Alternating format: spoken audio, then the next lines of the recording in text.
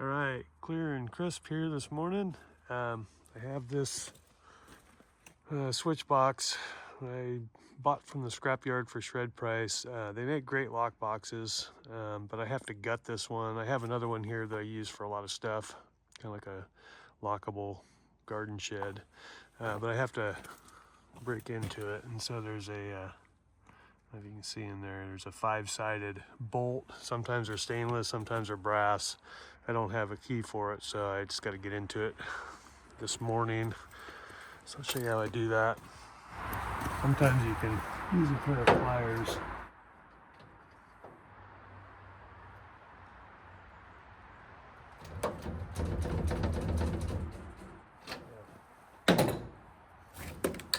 Been here before. Brass.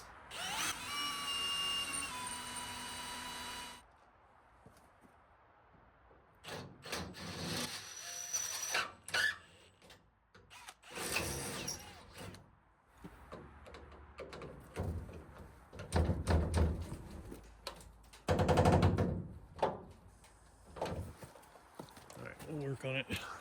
All right, I got this side open. There's a bolt in each corner. Not much of a bolt to hold the lid on. You have to get the doors open to get access to it. I've broken these off in the past. I think it started here. I might be able to just lift it with the forklift and break the bolts off the other side. That's probably what we have to do.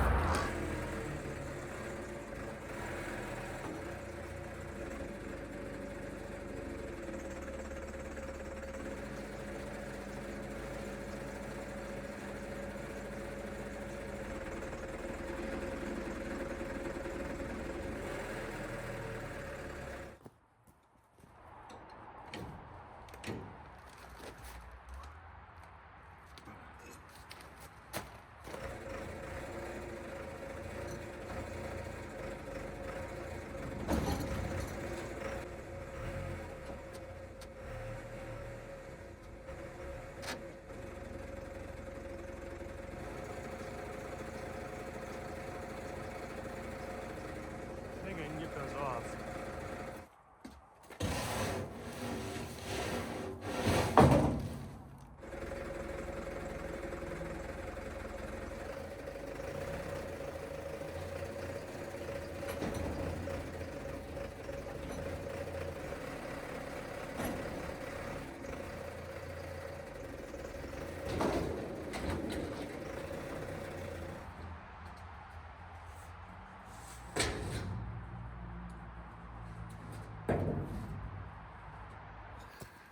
Here's the plan.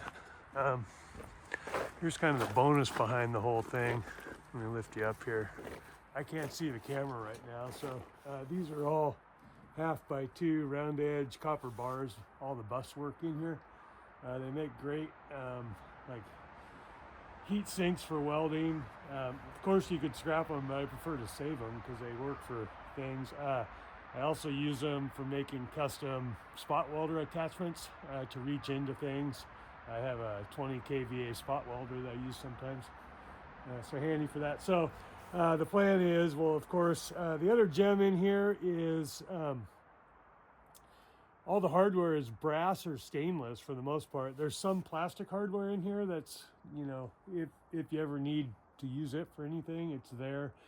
You get several gallons of nuts and bolts and fasteners out of these. So my goal today though is just to pull these off and take enough stuff out so that I can remove these. I'm going to plasma them away from the outside edges, basically just make a hollow box with 4 doors on it, and then I can set it on a little concrete pad and secure it. I can swap out the locks and I can store stuff in there that's relatively, well, it's harder to take anyway.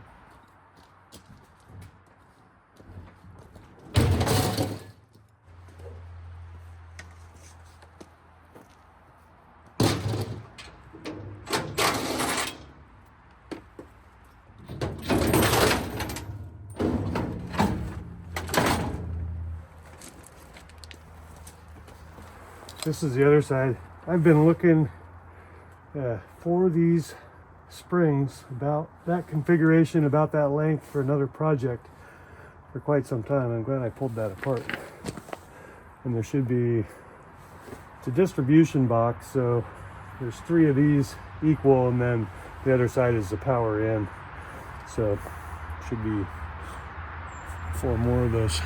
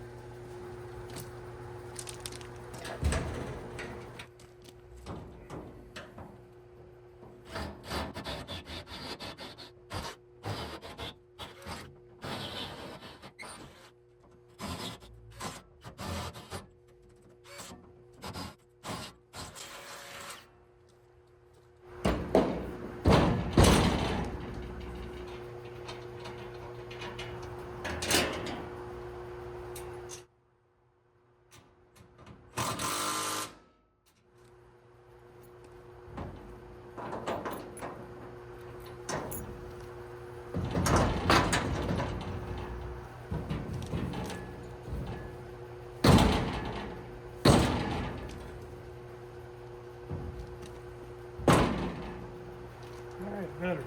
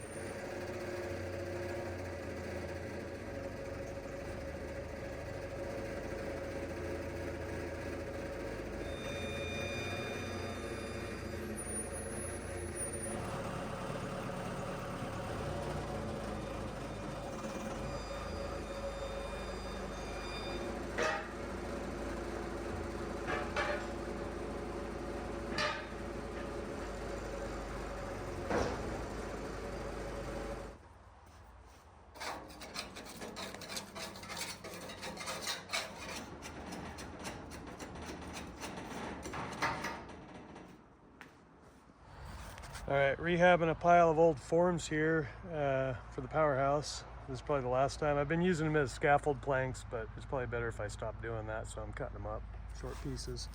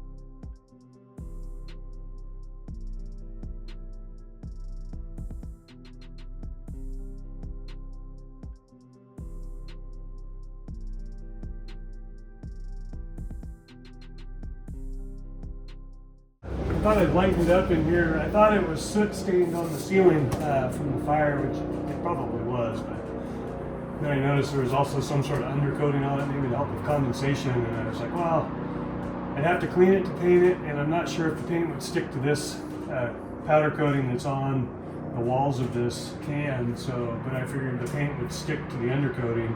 But when I put the first coat on, whatever the solvent is in this paint started to eat it, and so we were bleeding through black. So now that's dry, and I did something else for a while. So I will try to float a coat over it. If not, we'll figure out what we'll do then.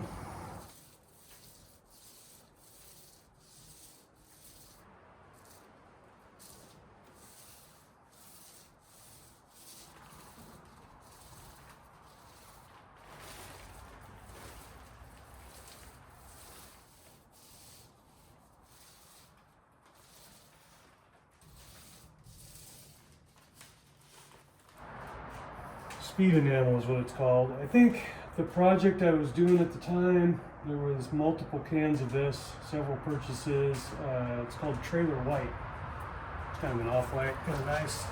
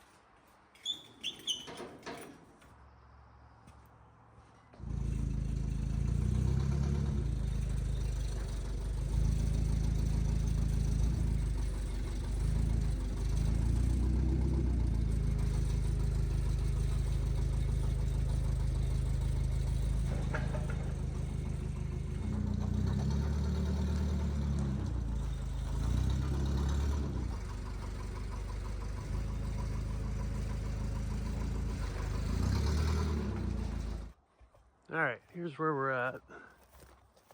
Just a gorgeous morning up here. Everything's clear, no real wind. Quick backstory. I was gonna film this yesterday. I had to fix the road coming in. We had all that rain last week or week before. Just absolute gully washers, and it was blowing the ditch out and water was running down the road. So I had to go fix the ditch coming up here. And then I walked the machine up here, a little mini, and dug this out last night. I didn't have any camera gear, no way to hold a phone.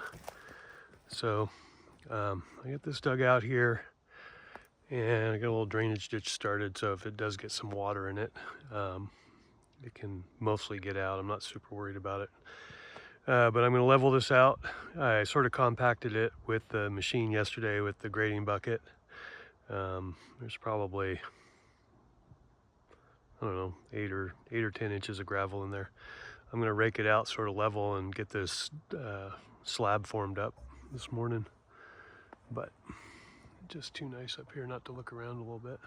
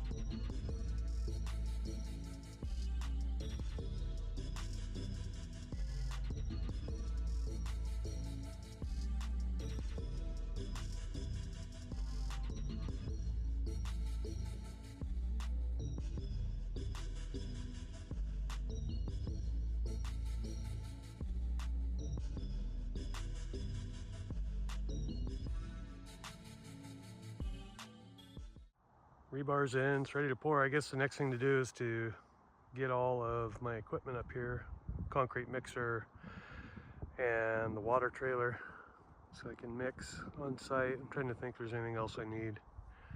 I'll have it on my truck if I forget it. So, okay, we'll pour this next.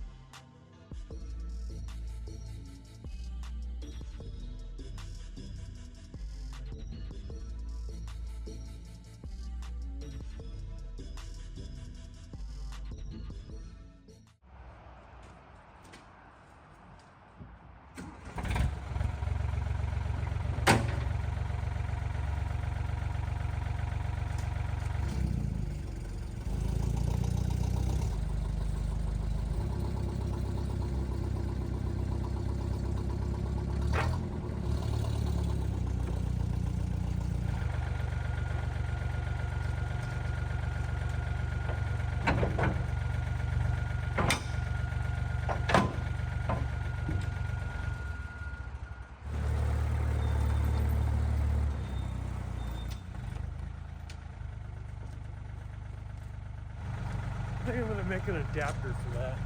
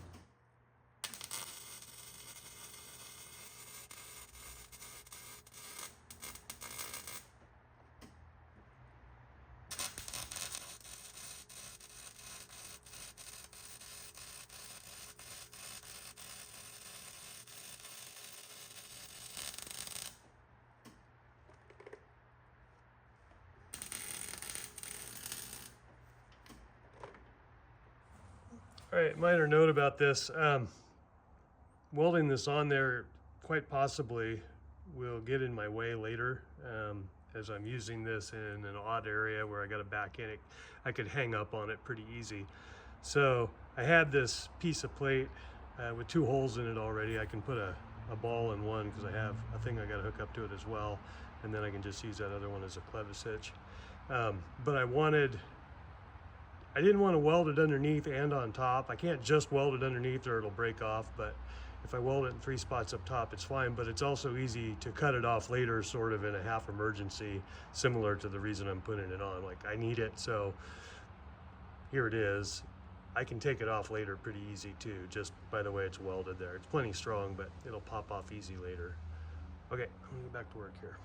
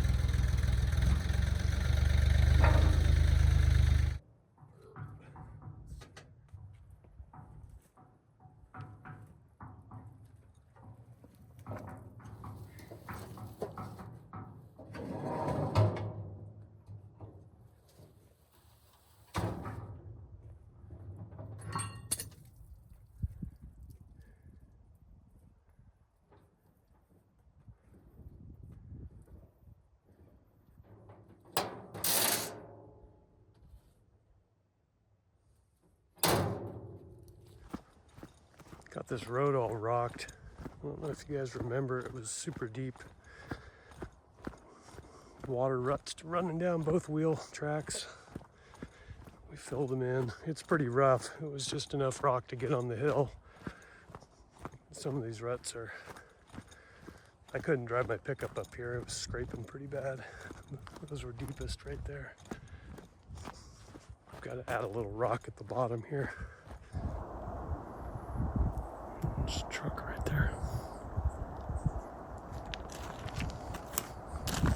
I kind of re-ditched this road the other day. Water blew through the ditch at the top and it was running right down the middle of the road. So if I want to be able to get up to that property this winter, I kind of needed to fix that, so I did. Still a little slippery in here, but hopefully that mud will rinse off the wheel tracks. Be able to get up in here. Pretty steep hill.